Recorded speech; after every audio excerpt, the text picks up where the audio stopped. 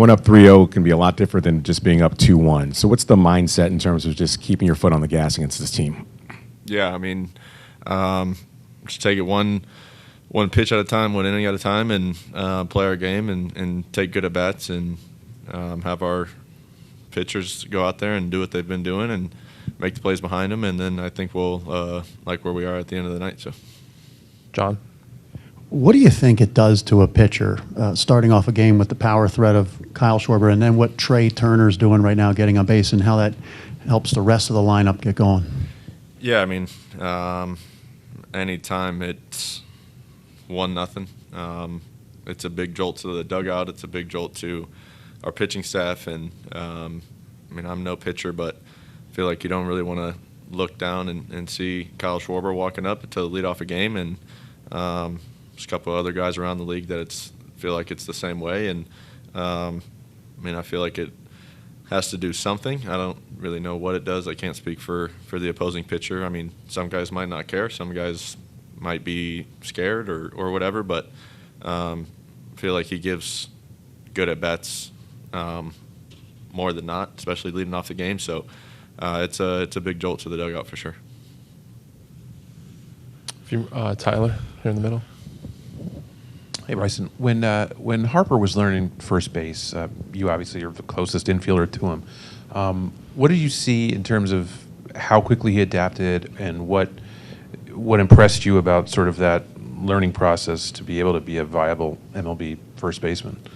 Yeah, I mean, I think he got with Bobby pretty early, and he wants to be good over there because he knows that there's 3-4 other guys that are going to throw him the ball, and he wants to be the best he could be. And he worked really hard at it. He understood how hard it was and how much responsibility goes on over there, and cutoffs and little things that I don't think a lot of people realize how hard first base actually is. So during the rehab process, I was out there every day and kind of letting him know, like, this is probably the line that you shouldn't cross over because I'll be standing right there and you need to get it back to the base. And just little things that I don't think people really understand about first base. And he's, like I said, he's wanted to be really good at it, and he knew that it would help the team out. And he got to work right away, and him and Bobby putting in a lot of hours to go over there and make sure that he's able to do that. So your guys' friendship and relationship is well documented, and both wound up here.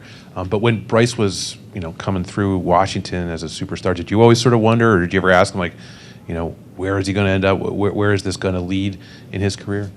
I mean, not like directly, like, hey, where are you signing? We want the inside info. But me and two of our other friends that we're really close with, we kicked Bryce out of the group message and was predicting where we thought he might land. And I think everybody was wrong. So he loves it here. And I wish I did a little more research myself, and I think I might have been able to pinpoint something that, sticks out to him. And he's a big family guy, as you guys know, and he treats the city of Philadelphia like his own family, and I think they treat him the same way, and that's a big thing for him. And like I said, he loves it here. And if I knew the city of Philadelphia when I was making my prediction, I think that knowing how big of a family guy he is, I think this was a no-brainer. So, Jesse in the back. This wasn't my question, but what was your prediction for Bryce? Ooh, I think I went out on a limb and said the White Sox.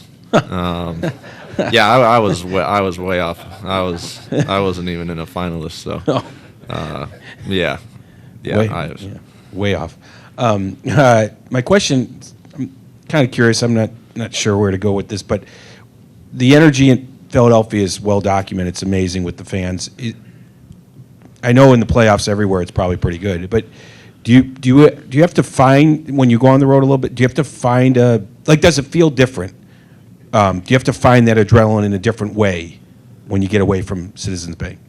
I think in a little way. There's still a ton of people going to be here, and at home they're 2 hours before the game, and you could hear them cheering on Nola and Wheeler as they're walking to the bullpen from in the tunnels. So we kind of get that jolt right away. 40 minutes for Nola before the game, they're letting him hear it, and like I said, it's the postseason. I mean, if you can't get up for these games, then there's a serious issue, and I think we on the road do a really good job of creating our own energy in the dugout and just playing our game and having the good vibes that we always do. So. Bryson, what was your reaction to being a Gold Glove finalist, and was that kind of a goal you set for yourself when you moved over to second base? I mean, I think it's pretty cool. Just kind of looking at stuff with Bobby Dickerson and some stuff that he thinks might go into voting and whatnot. Thinks I have a pretty good shot at it, and I mean, it's not a trophy that I'd want.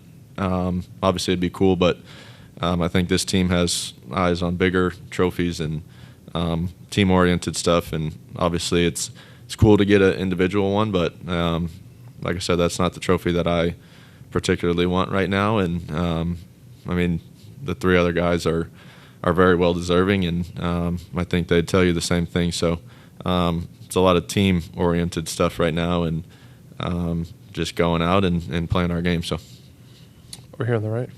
Hey, Bryson, I wonder what you think some of the adjustments were for you moving over to second. And you say it's an individual award, but you kind of made that move in part for the team. I wonder if that adds some of the satisfaction to, being a finalist.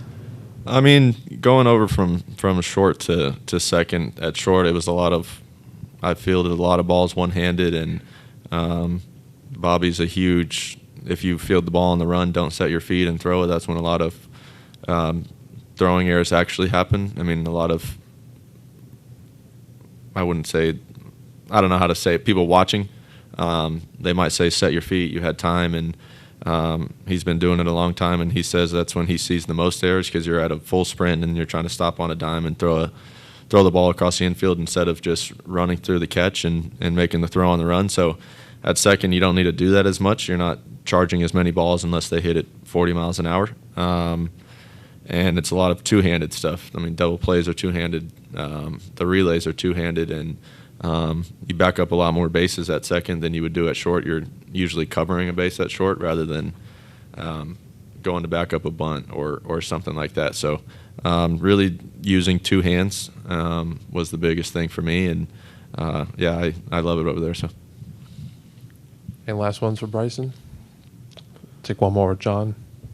The other day, Trey Turner said Nick Castellanos is a different guy. What has he brought to the clubhouse? I don't know if it's a swagger, in the hitting.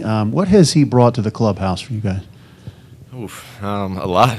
I think it's he definitely has some swag to him, and I feel like he's on the playing side a lot more in control of his at-bats, and I think he might be getting under some pitchers' skin, not swinging at the slider that their report probably says this is the out pitch, and he's laying off him for the most part. So I think he's feeling confident, and I mean, just the conversations that he brings to the clubhouse, it could be the most simple question, and you'll get a 10-minute answer, and sometimes you're like, okay, Nick, I just want to know the time, not why it's the time, but he's great, and I think everybody loves being around him, and he kind of took Rojas under his wing and helped Rojas kind of adjust to this, and it's been really good.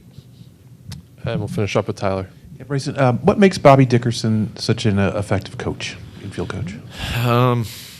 That he's from the South, and he's yelling, and my family's from the South, so I kind of am used to that, and he'll yell at you, but he's coaching you, and then if you want to joke back with him, you could joke back with him. But I mean, personally, I built a relationship with him. I know exactly when he's coaching me and being serious, or when he's just messing with me. So I think it's the being able to do that, and he played the game. He's been in the game. He knows how hard it is, and he just wants you to. I mean, he'll never freak out if we miss a ball.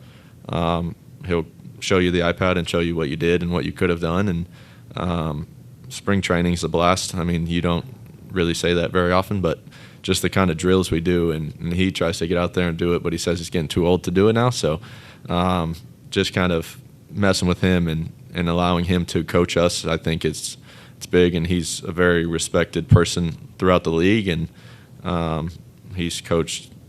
I mean, Machado's his guy, came up with him through Baltimore, and J.J. Hardy. So you kind of just look at his guys in the past, and you're like, okay, I think he knows what he's doing over there, and just kind of buying in and not fighting it, I think, is the biggest thing, and just the way he gets his point across, whether it's taking you on the side and letting you know, or screaming in front of all the people watching in Clearwater. So he does everything his own way, and I think the infield's kind of bought into his way, and it's not just his way or the highway. It's, you could have the conversation